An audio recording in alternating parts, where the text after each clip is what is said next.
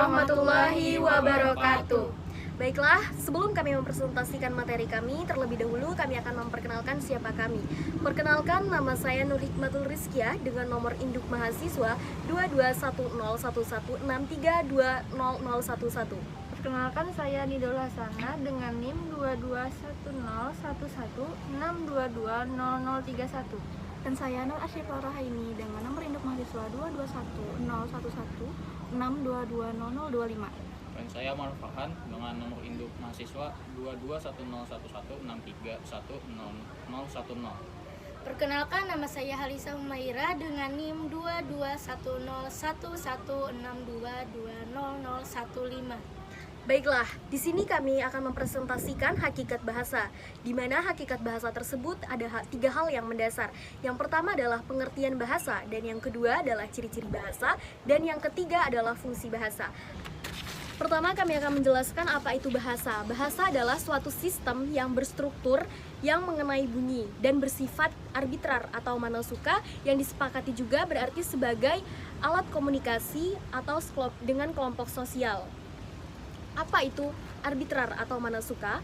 Mana suka adalah sesuatu yang tersebut dengan sesuka hati saya. Dimana contoh, dimana orang menyebutkan es kelapa, tetapi saya menyebutnya dengan es niur, ya suka-suka saya.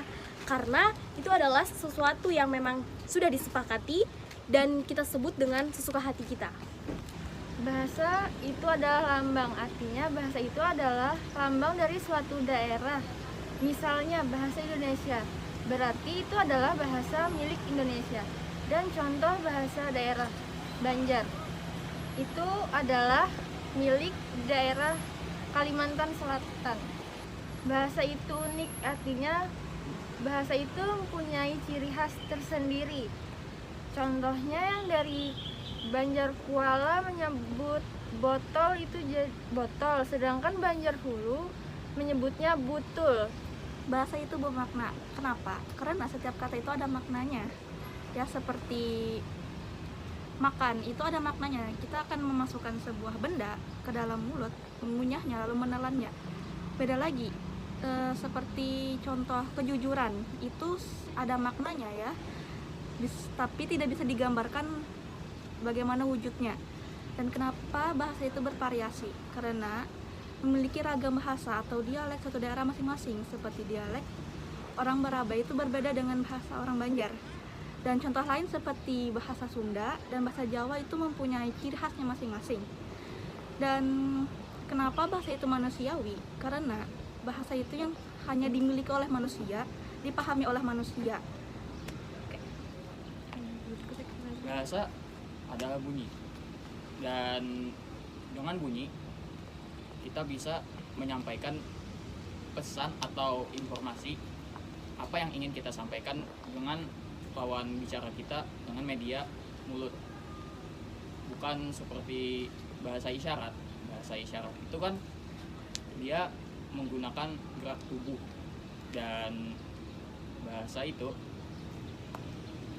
ciri-cirinya adalah bunyi. Jadi bahasa isyarat itu adalah bukan dari bagian bahasa, itu cuma gerak tubuh yang untuk alat komunikasi yang tidak semua orang memahami apa bahasa isyarat tersebut. Selanjutnya, ciri bahasa itu konvensional, seperti yang dijelaskan Claire, itu mana suka, dan sebuah bahasa butuh namanya persetujuan, seperti misalkan banyu nyiur. Nah, bahasa itu kan tumbuh dari satu orang, misalkan yang lain juga menggunakan bahasa tersebut, itu namanya persetujuan, dan butuh orang banyak yang menggunakan sebuah kata tersebut, dan jadilah sebuah bahasa.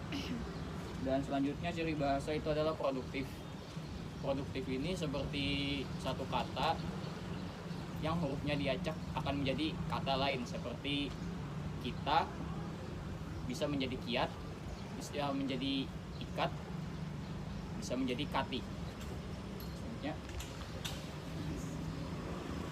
Selanjutnya, bahasa itu bersifat dinamis, artinya berubah-ubah. bisa muncul bahasa baru, bisa muncul kata baru, atau bahkan bisa hilang. Contohnya saja dulu hanya ada kata wanita. Wanita berarti suatu kehormatan ya. Untuk sekarang muncul kata baru yaitu perempuan yang sifatnya netral. Contoh lain, dulu hanya ada kata pemuda, sekarang ada kata remaja, lalu ada muncul istilah kata bocil gitu ya kan. Selanjutnya bahasa itu bersistem, terbentuk dari beberapa kumpulan-kumpulan atau aturan-aturan.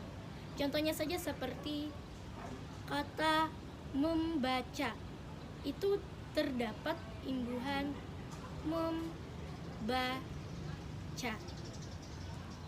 Bahasa itu bersifat universal, artinya digunakan oleh seluruh orang. Contohnya, bahasa Indonesia memiliki kemiripan dengan bahasa Arab, dengan bahasa Korea, dengan bahasa Malaysia. Bahasa itu memiliki suatu vokal dan huruf, sehingga bahasa itu bersifat universal. Oke, baiklah. Itulah tadi beberapa penjelasan materi yang kita dapatkan. Dan perlu teman-teman ketahui, apa itu linguistik?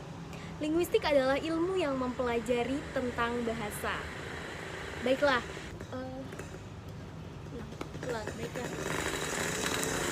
Baiklah.